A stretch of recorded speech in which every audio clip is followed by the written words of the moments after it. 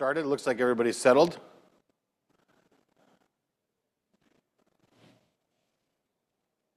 You guys good? Yep. Okay, awesome. Good morning, everybody. Glad you're here. So I'm glad to be here.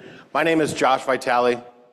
As you can see, I'm the founder of Project Built and currently the chair of Construction Suicide Prevention Week. First, I want to thank Taylor and everybody that put this together, the AGC of Utah, beautiful facility. It's really exciting for me to be here. I live in Arizona, and one of my missions, one of my goals for the next 12 to 36 months is to create a regional coalition of people that are ready to do this work. And I believe that if you're sitting here, you're at least interested in what's going on and you see the value in possibly, taking this on, or maybe you're already taking it on, and I want to have a conversation with you about what you're doing and what you're seeing. So we're going to try some things today. This is a brand new presentation, and I'm using a new program that we tested at a retreat in northern Wisconsin for 30 superintendents called Mentimeter. And what it does is it allows me to get some feedback from you guys about what you're seeing, and so we can kind of build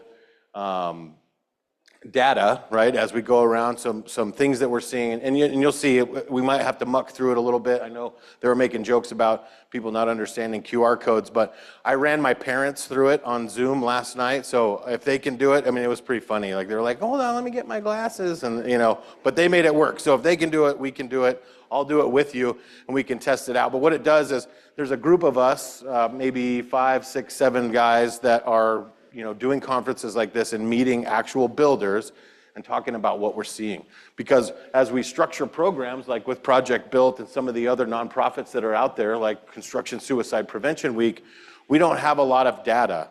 All that we get is we go to these committee meetings and we have people that are volunteering and they bring back a little bit of information, but the more data we have, the better programs that we can create that will actually help to solve the problems that you guys are seeing. And I'm sure they're very similar across the board, but Utah's probably got some unique things that we may not be seeing in Arizona and vice versa, or we may be doing some things that might really help you guys out, and you don't have to reinvent the wheel, right? You can just take something that we're doing, plug it into what you're already doing, and then, hopefully we can help each other collectively to build the kind of change that we're looking for.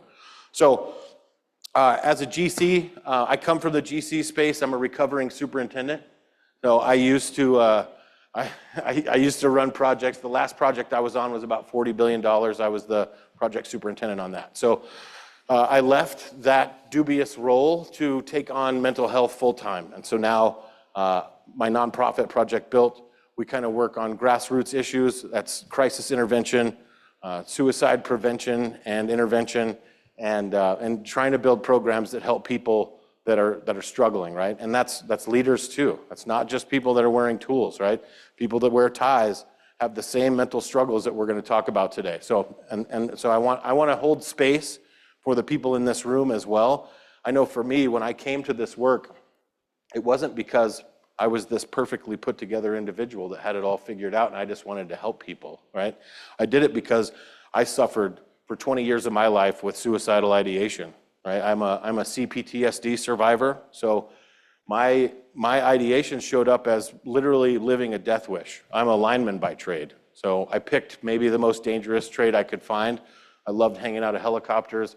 I like to free climb up to 80 feet and not wear safety and do all sorts of stupid stuff that put my life in danger and the people that I worked around in danger for years. And so being at a safety conference really is kind of me coming full circle and trying to, pay homage to the ignorance that I brought to other people's lives and try to do something about that. So my purpose is really to help people transform from suffering to thriving. That's what my whole purpose in life has become, and that's through the work that it took to get from, that suicidal ideative state and the 10 years of inner work, meditative practice, spirituality, a lot of therapy, that got me to the place that I am today. And I'm not saying that I'm fixed by any stretch of the imagination, right? But I'm now in a place where I'm more inwardly organized in a way that I can help to give away what was freely given to me.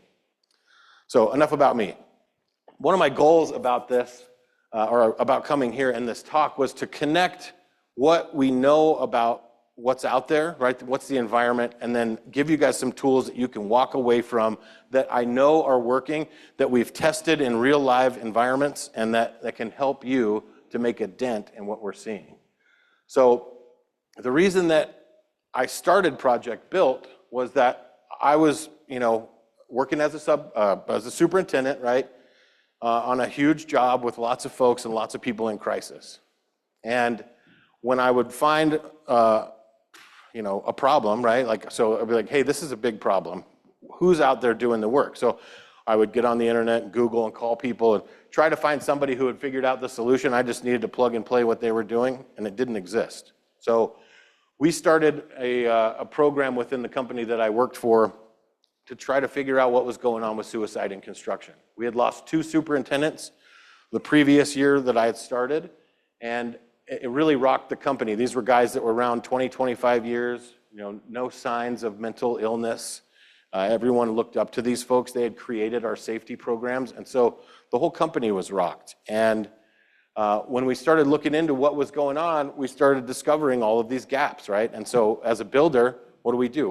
When we find a gap, we figure out a way to fill it, So in trying to fill those, what kept coming up for me, and the reason that I titled this that is, if not you, then who, and if not now, then when? And so that's really been my guiding force for the last 3 years in creating all of this stuff, was that no one's doing it, somebody needs to, and I guess it's me because I'm asking the question. So the other thing I wanted to talk about too is it's not personal. I thought for sure that it was something about me, people didn't want to reach out a hand or help, or that it was like, individuals that were just deciding that they didn't want to take on the problems that we're seeing in mental health and construction.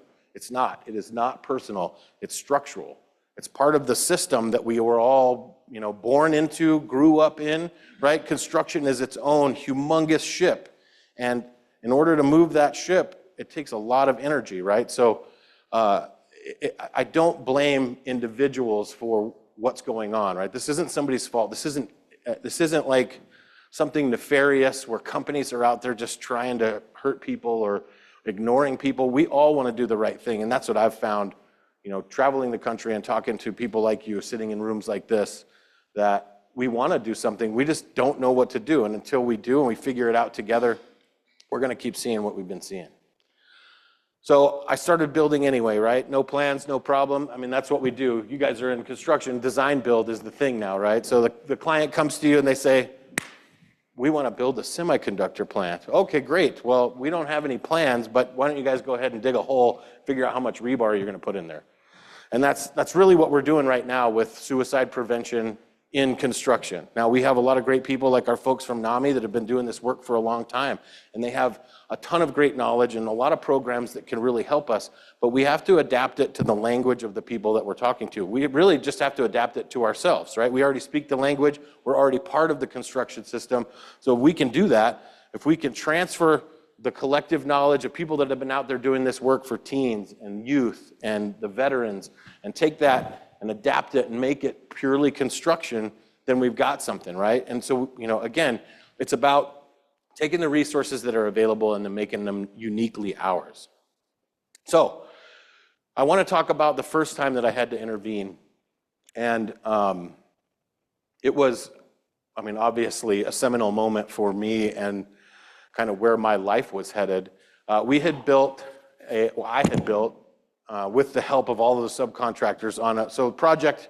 You got to imagine, we're at our peak 7,500 workers on the project, right? 35 million man hours, I think. So we built a mental health focused trailer. Right as they got off the bus, there was a trailer there, job trailer that we split off and made a private room where we could do a crisis call, and then we had a community center where we had a pool table and TVs and couches, and they ended up turning that into, they would do AA and NA meetings right on the job site. It became this hub of sort of healing, right? But what came out of that was I became, so I had a nickname on the job site. They called me the suicide guy.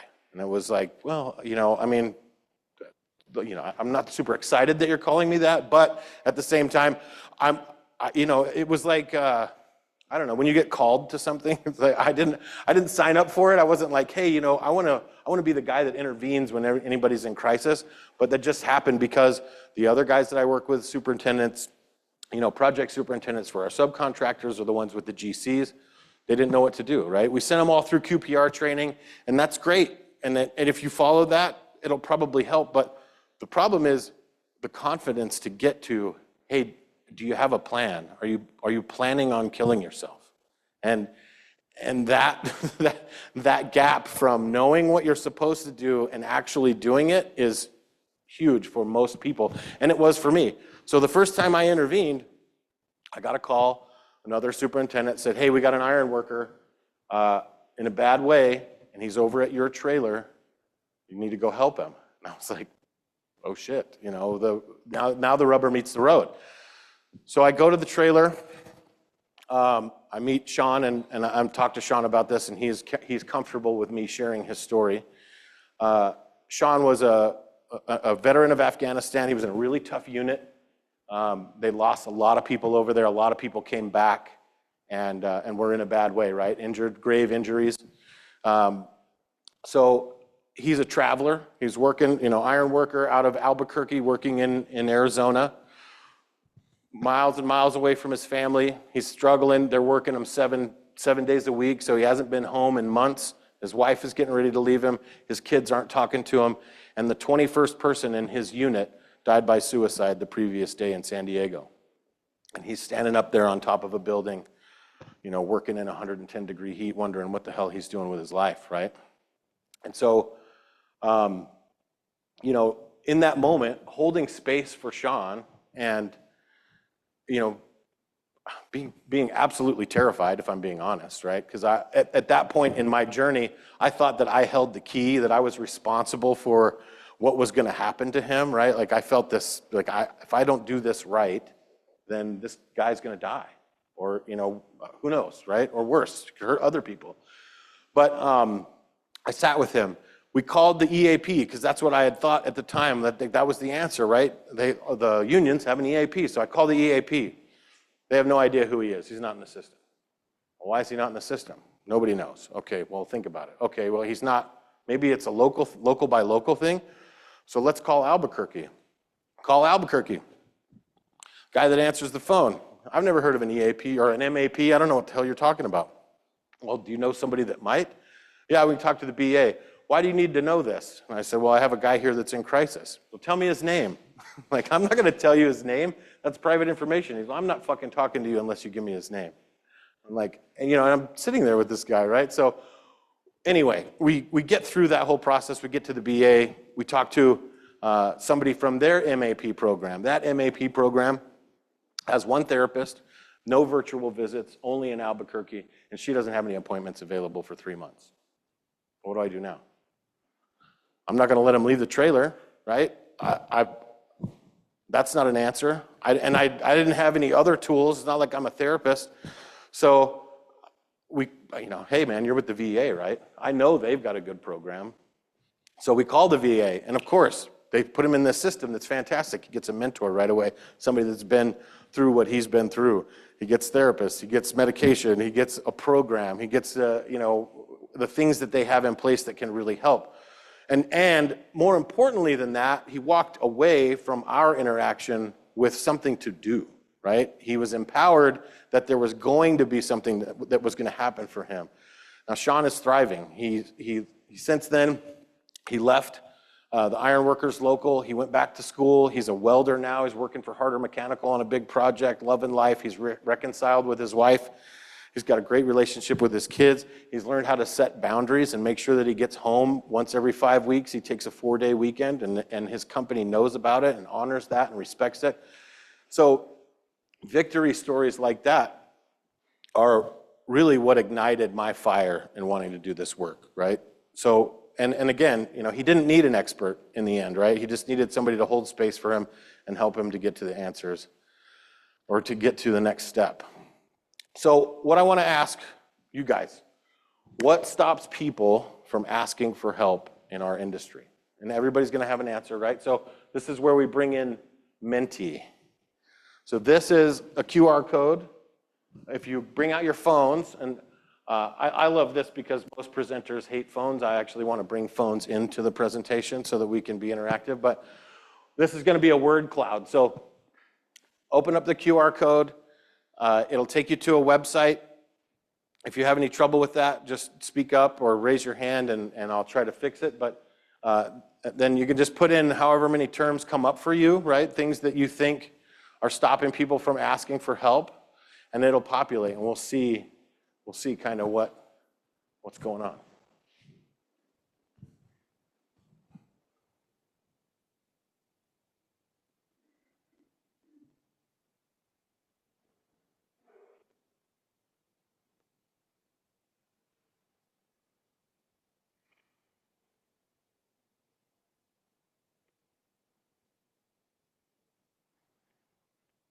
And the ones that repeat will get bigger, right? So if we have overlap, then they'll grow in size.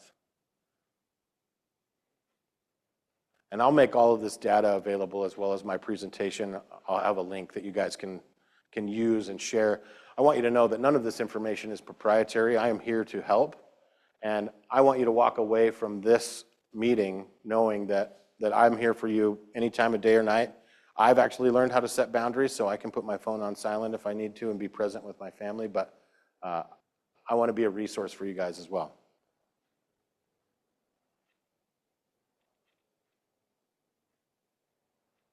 There we go.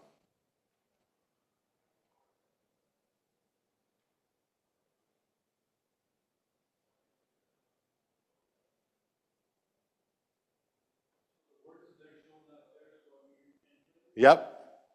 So you guys put those in, and then it takes, the most common ones that are being put in, and they actually grow in size. And then so like as you get to the further outside, that's like, maybe 1 or 2 entries, and then and this is all just from you guys, right? This is not stuff that I added ahead of time. So pride and shame. I mean, what is pride but the other side of shame, right? It's like, there's no two-sided coins. I'm sure you guys have heard that, or, that idea, right? It's like, man, it's light and dark, right? Agony and ecstasy, they all exist together, but that's pretty telling that pride and shame are the top 2. Who's heard of Brene Brown?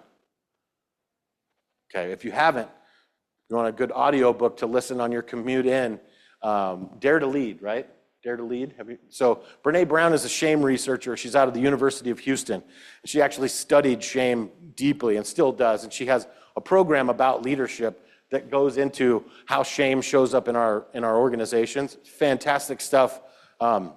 It's one of the many resources that I go to when we're working with a company trying to reinvent their culture. But yeah, pride, shame, ego, no one cares, weakness, weak, embarrassment, afraid, fear, scared, don't want to be a problem. Yeah. Unsafe, right? That's that psychological safety that we're going to get into here in a minute. But man up industry, no connection. I mean, these are all fantastic, right? And this is exactly what I've seen, right? This is great stuff. So thank you for contributing, and this will help. So this is what we're told leadership is, right? We've got to manage all of that. So I want to talk about us, the people in this room right now, myself included. We're not allowed to show weakness. And typically, if you started in the trades, you started as a pipe bender, and then you're real good at pipe bending, and so they go, well, now you're in charge of the pipe benders. Well, who taught you how to lead pipe benders, right?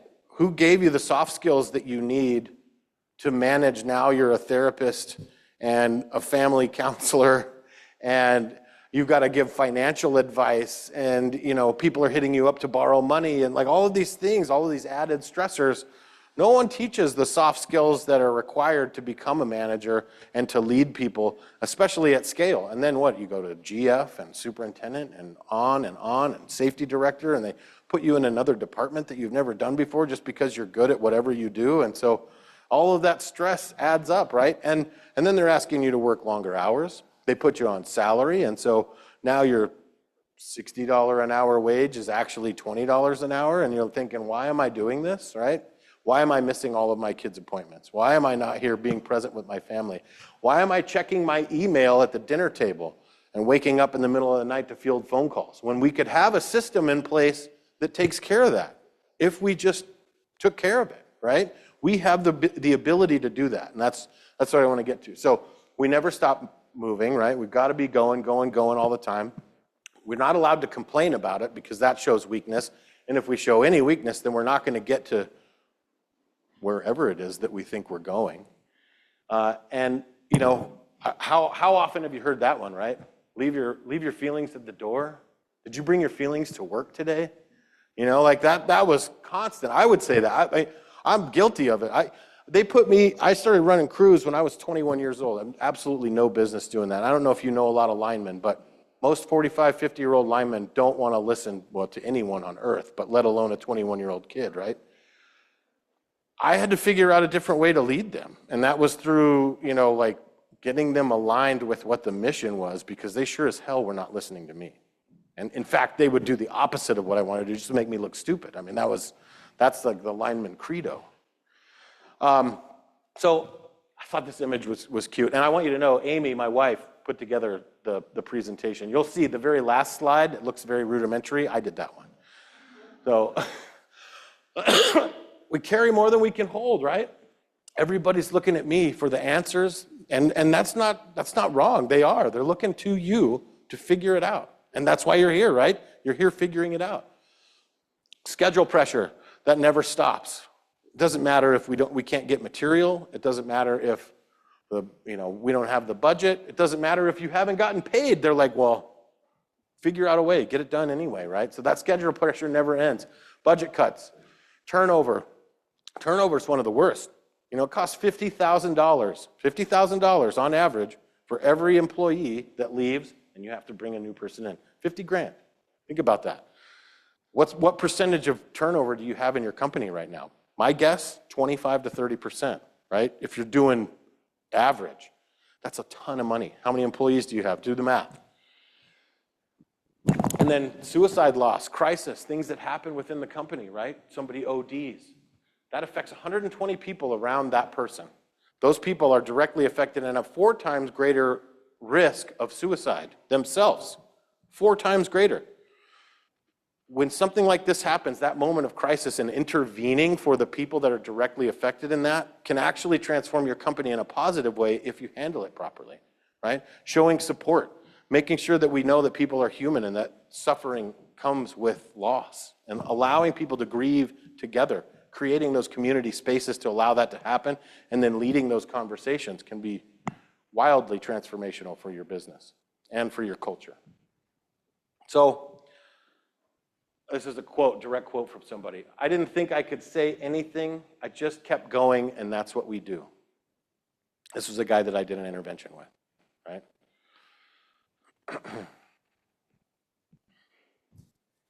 So this is the next one we're going to do on Menti. If you've ever stayed silent about stress, burnout, or mental health at work, why?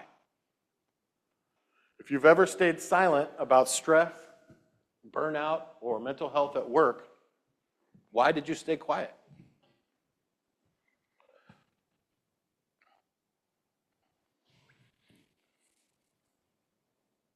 And you can do a full sentence. You can do up to 200 words. It's totally anonymous. It doesn't track you through your phone. We're not going to like shame you in front of the crowd like we know who did it. This is just to add to the conversation. And these are things that we're going to put together and use to, to help promote what we're doing, right? This is why people stay silent.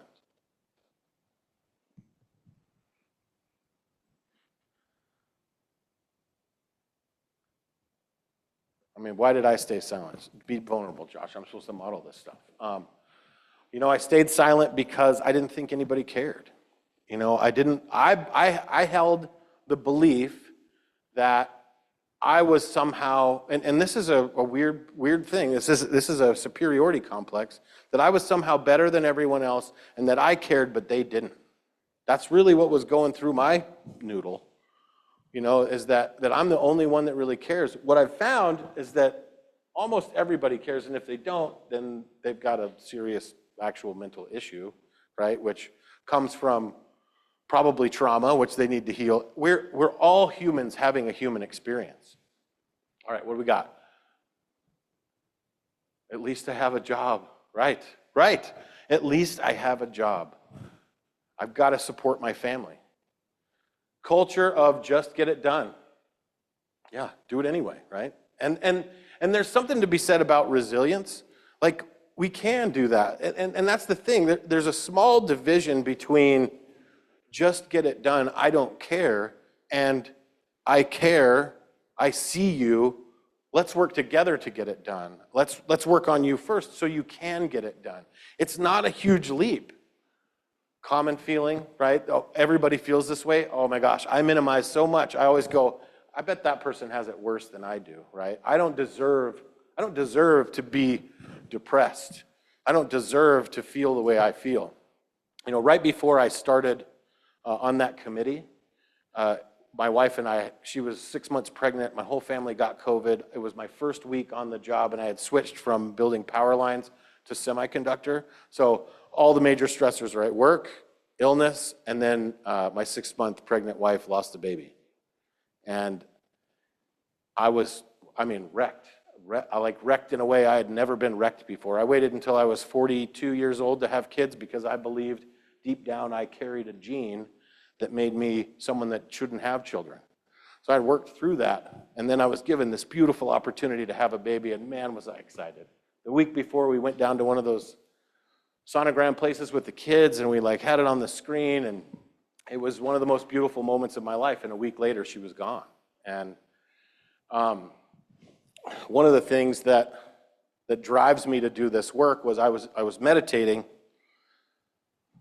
This is probably a month or two in, right? And getting therapy and working on myself. I was meditating, and Ram Dass does this meditation where you go above yourself and you just picture yourself, right? And so I was doing that while I was in a meditative state, and I saw this black cloud around my body, head and shoulders, black cloud around me.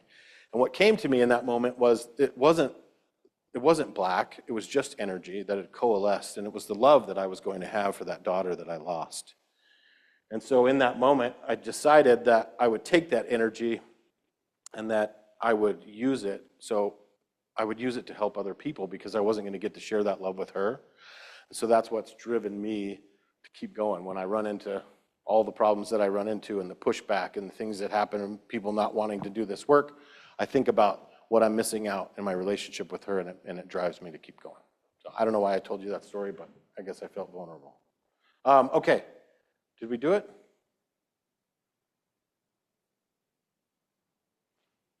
All right. I don't want attention, right? It would show weakness, what could lead to questioning my ability to perform my job. Yeah. I didn't want my coworkers to know I had a problem, right? It sucks to be vulnerable in a culture that you don't trust, that people are going to see you, It's a hard thing. Nobody cares. I don't want to be perceived as someone who doesn't want to work or someone who can't work. Right. Executives don't want to know and don't see it being a problem. Everyone is in the same boat, scared of losing my job. Yeah. If you take FMLA in this country, right, now that that's a thing, you can take some paternity or maternity leave, there's a 30% decrease in your job opportunities across the board. For men, it's 80%, which is unreal, right? But if you take paternity leave in construction, people are not going to be happy about it. And that's a symptom of a sickness, right? These are not people that don't want to be with their kids that are making these decisions to punish people who do. It's a sickness. Okay, need the job to pay the bills. People will think you're the problem, right? It's my problem and no one can. This is dark stuff, guys. I realize that our thing is taking a dark turn, but I don't want to keep it dark. There is hope.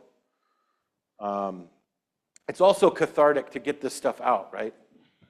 And I think it's important that we support each other. And I do want you to know that if you are struggling, you're going to see, I'm going to give you my contact information at the end of this. If you're struggling or anyone else is struggling, please reach out to me. I am here.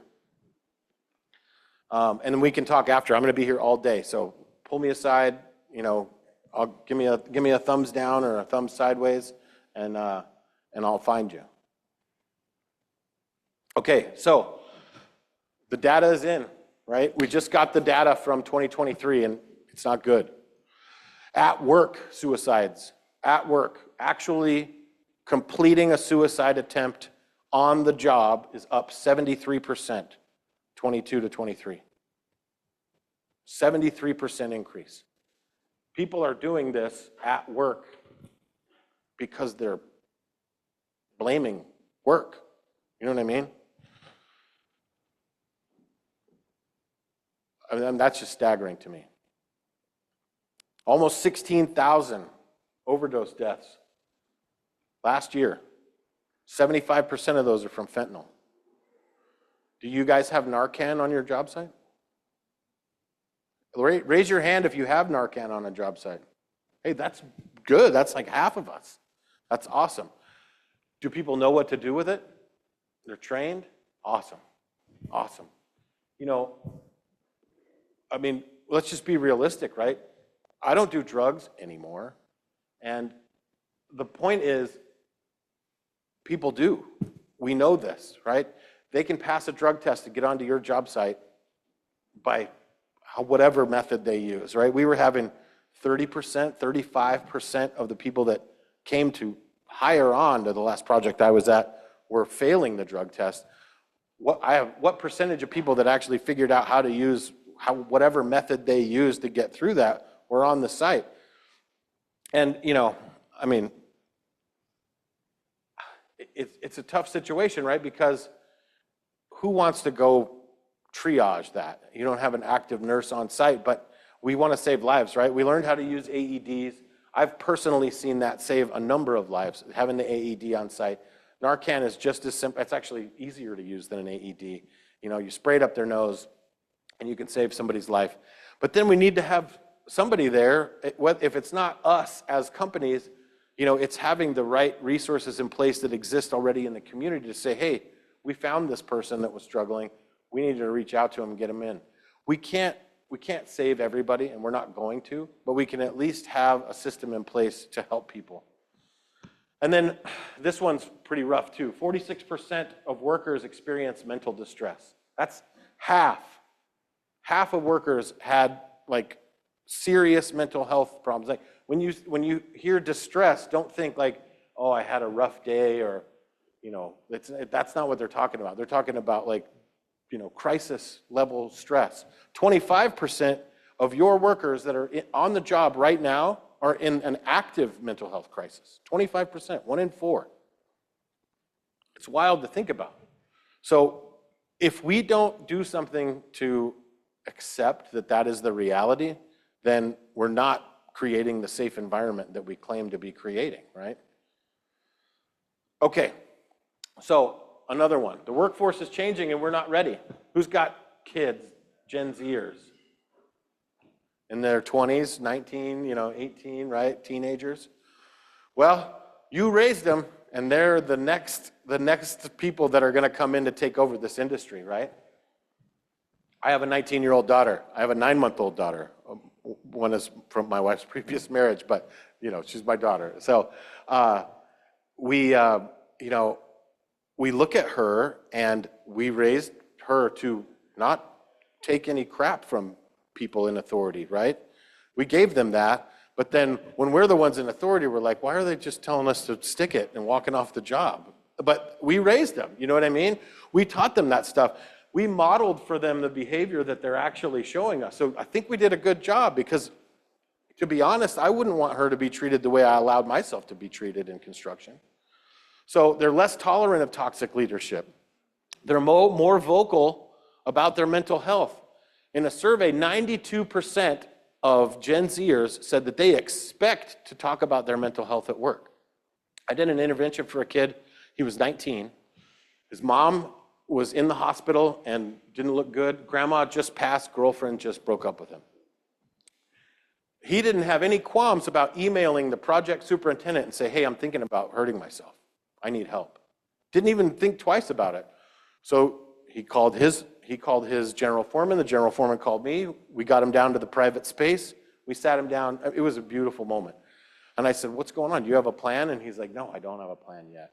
I don't have a plan yet, but I'm thinking about it all the time. It's all I can think about. Okay, what's going on? And we talked about it. And then I shared, feeling the same way. And I asked him, we talked for an hour or two, a lot of crying.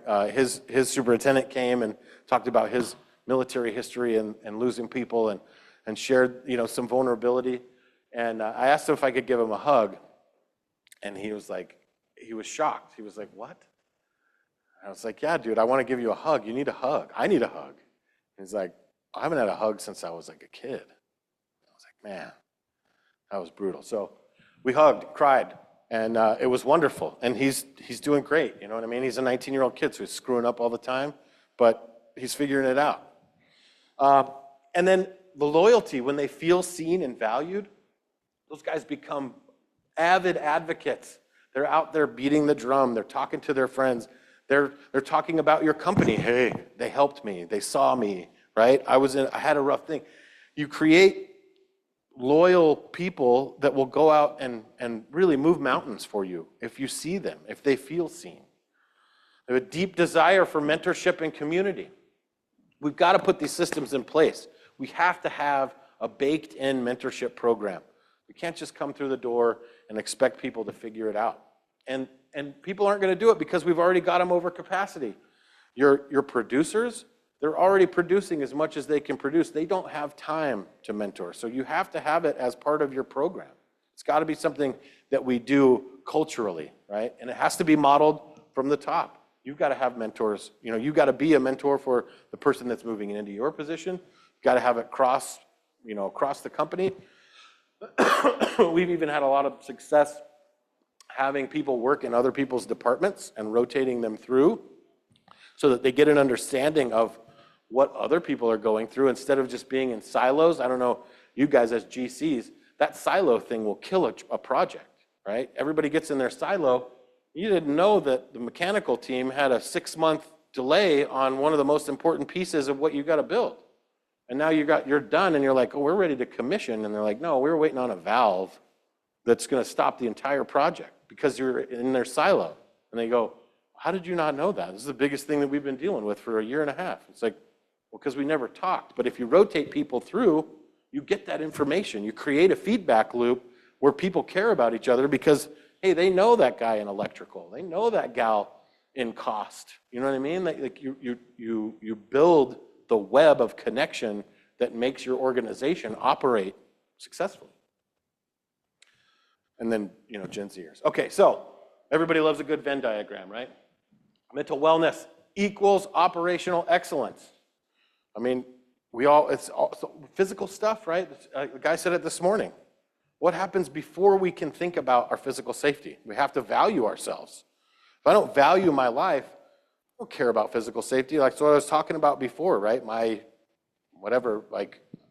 lack of caring about my own safety put a lot of people in danger over a 25-year career. That's not something I'm proud of, but that's the truth. And there's a lot of people out there that are the same way. We talk about risk tolerance a lot in safety, right? That risk tolerance comes from how do you value yourself? Do you care if you get home at the end of the day in one piece? So, turnover, rework, absenteeism, low engagement.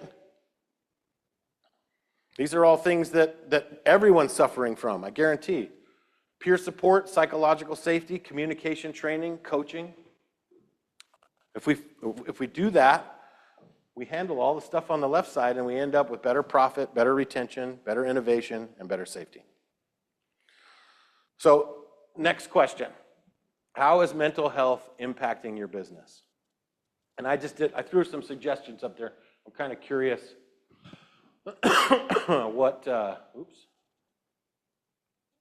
what you guys feel it's affecting the most, and you can rank them, and it'll show us. Well, I'm sorry, it'll rank them for us. So,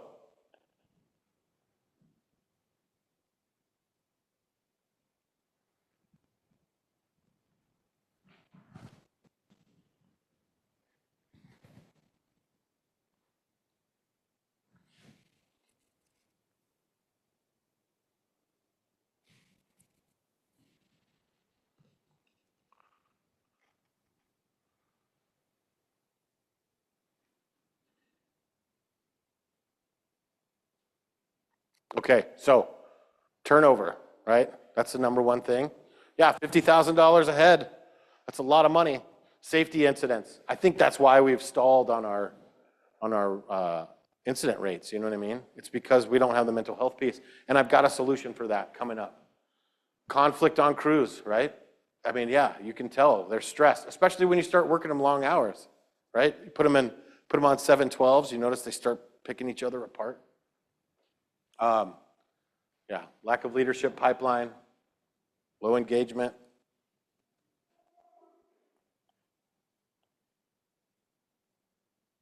Turnover. Awesome, thank you. Okay, so these are the micro tools for building psychological safety. The 60-second mental health status check. You heard me say, give me a thumbs sideways or a thumbs down. This is something you can do without speaking to someone. If you bake this into your crews, have a toolbox talk about it. I'll send one that you can just plug and play. At the beginning of the meeting or tailgate or toolbox talk, safety huddle, whiteboard, ask, where's your head today? Green, yellow, red, up, middle, down. That's all they got to do. You can do it from 50 feet away and they're on a scaffold.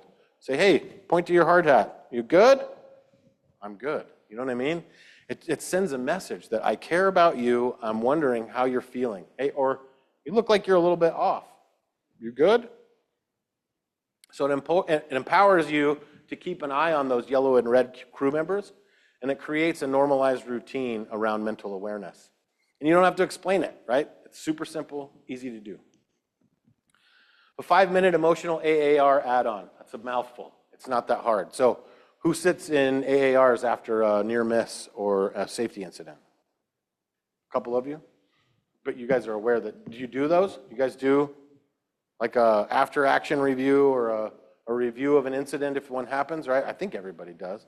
So as part of that, instead of just asking, what did you do? Ask them, was there any point where you felt rushed, unclear, or unseen, right? Idle hands.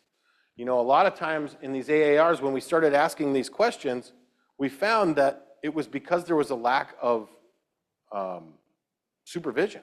Lack of supervision led to really bad habits because the folks that are doing this stuff don't have any experience. They don't understand why we don't do it because they haven't seen someone get their arm chopped off. So, you know, that's where the unseen piece comes from. And it adds an emotional and cognitive lens to safety debriefs. It surfaces invisible risks like distraction, fear, and overconfidence. That's that risk tolerance we were talking about. And it builds a culture of reflection. If you look at AARs, not as a browbeating session, but as a way for us to improve our process and to learn, it changes the game. Drop the mask moments. Once a week, during a meeting, huddle, a toolbox talk, a leader shares something human. It's not hard to do, right? I didn't sleep great last night. I had a tough morning. I've made a mistake before. Why it works. Leaders model that it's safe to be human, it reduces shame, and it builds trust over time. And I just realized I have a handout with all this stuff on it for you guys. Taylor printed them for me. I'll find them. I'll meet you at the back door when we're done. Normalize, I don't know. Leaders start saying it more often intentionally. I don't know, what do you think? I've never handled that before. Let's figure it out together. We have to model vulnerability for our people. Why it works? It reduces fear and failure in teams, and encourages questions and early intervention, and it cultivates a learning culture, not a cover your ass one. Okay, so, well here, think back. We got the 60-second mental status check, the 5-minute emotional AAR add-on, drop the mask moments, right? Just talk about what's really going on in your life. My friend Josh Rizzo, who does this same type of talks, he says heart, home, biz. Every time you have a conversation with somebody, start with the heart. How you feeling? How you doing? Then go to home. What's your home life like? How's the family? And then go to business. It completely changes the structure of your relationships on the job site. And it, that change transformed how I saw people and how people saw me. Normalize, I don't know. Okay, so which of those tools do you feel like you could start using next week? Uh-oh.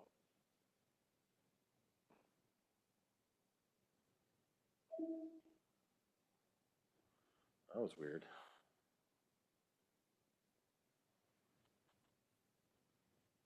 There we go.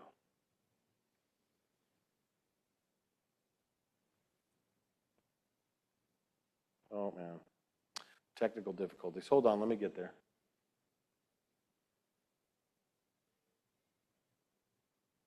There we go. Jeez.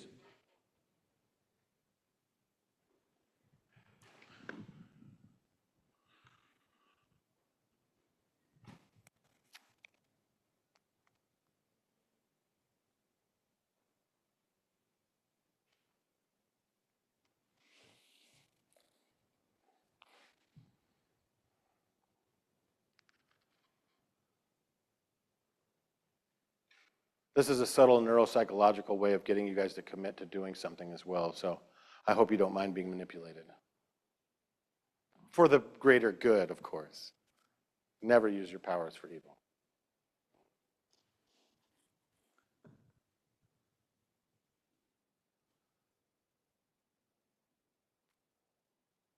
Okay.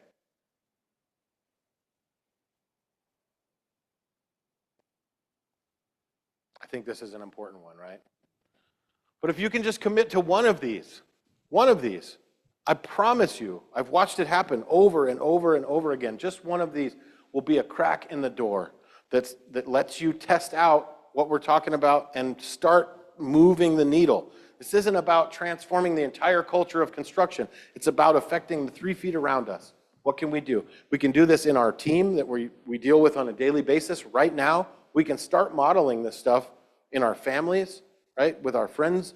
You know, this is stuff that we can do right away that will have a positive impact on our environment and our culture. So I believe that we've solved way bigger problems in construction than this one. Suicide is a canary in the coal mine, right? And we need to do something to get in the way of people that are hurting themselves today. And that is, you know, crisis intervention, right? But that is not prevention. And there's postvention that we need to do as well. But we've got to start working on prevention. And prevention does not happen looking at suicide. It happens looking at our culture and the way we treat each other and the way we show up. And if we start showing up with our hearts wide open, because that's who we really are, we're going to change our culture. I talked to a gentleman this morning. He was talking about what changed the last 3 to 4 years in their company. They went from 35% turnover to 10 to 15% turnover. It was one vice president. One vice president that changed the way they did it. He called it Project Phoenix. He started making them call all the truck drivers team members instead of driver. He said, you need to know their name, right? These are deep cultural influences that one person in leadership can shift an entire company. And then 3 years later, you see it's not, and obviously it's not that, and it's not easy, and it takes a ton of work, but it's that attitude, it's that mindset shift to something new and different and compassionate and loving, right? Don't be afraid to say I love you to the people that you know and actually love. That's an important piece. So look, you guys are builders. All you got to do is scope it, staff it, execute it, and then make it better. And I'm here to help. So own your scope. Start with what's right in front of you. Create that space. Normalize emotion. Check in on somebody who's been quiet. Share something real at your next meeting. Call out what's not working and do it with compassion. This is a link to my link tree. We all know how to use QR codes now. You can't tell me you can't do it.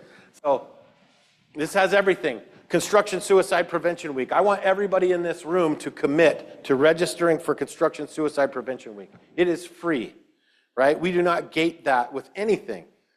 That registration is free. Your company will participate. We will give you the tools you need. It'll be a toolbox talk every day. We do a moment of silence where we get everybody across the country that is registered to observe a moment of silence for those that we've lost and hold up a piece of paper. It allows your people to write down those that they've lost and actually heal together, right? And we take, pictures of that. We share it on social media. we make it a thing. And then, we're pushing that initiative hard and really doing some cool stuff. We have webinars coming up that you're going to want to hear. It's like Stephanie Lemick and myself are doing one for Mental Health Month about the wounded workforce and trauma-informed workplaces. It's a really, really great program. And then Project Built. If you want to get deeper into it, if you want to be an ambassador, if you want your company to work with a nonprofit that directly affects mental health in construction, Project Built is a 501c3 that does exactly that. We do crisis intervention, we do postvention, we do all sorts of things. We're working on, with the folks in NAMI of Illinois right now, we're working on having a suicide attempt survivors support group that's run by suicide attempt survivors, right? So these are things that we're trying to do in the community, but we need your help. We need that to grow. Like I said, we need a small army to make this stuff happen. You don't have to do it all. I'll connect you to the people that can help you do what you're doing. But, oh yeah, there's a slide with what you'll see. So the link tree is Project Built. That's the nonprofit. You can join the movement, become a volunteer. It's got my number on there too, so book a call with me. I do consulting too, so I'm the managing principal for Consulting Collaborative, which is a international boutique construction consulting firm. So we can help you with SWOT analysis and strategic planning and figure out how to get from where you're at to where you want to be. We take companies from 75 million to 750 million within 3 to 5 years. And then, yeah, I said CSPW. Also, if you're interested in figuring out how we can bring this stuff to Utah, I'm right down there in Arizona. It's just a short hop over. I'm happy to be here and help you build what you need to build. We can do a lot of it virtually. And then if you want to weigh in on mental health and construction, we've got an impact survey that we're doing. It's actually helping us to write some grants because data is king in the grant world, right? So, fill out those surveys and have people within your company fill them out. It actually asks them, how are we doing with the mental health stuff that we've been sharing with you? Does it work? Have you used it? Do you like it? Should we do it different? Should we just quit? Is it worthless? You know what I mean? Like, we need to know this stuff. If people think it sucks, then we need to do something else. I don't want to have a restaurant where people hate the food. You know what I mean? Like, that's no way to live. So anything that you guys can do. And again, I am a resource. Please use me, right? It's all right there. And I'm an open book. I'll tell you anything I have to learn. This stuff is not proprietary. Again, the best thing that I could have you walk away from this is, if not you, then who? And if not now, then when? I think that's our time. I really do appreciate you. Let me go grab those handouts too. I'll get everybody one. Thank you.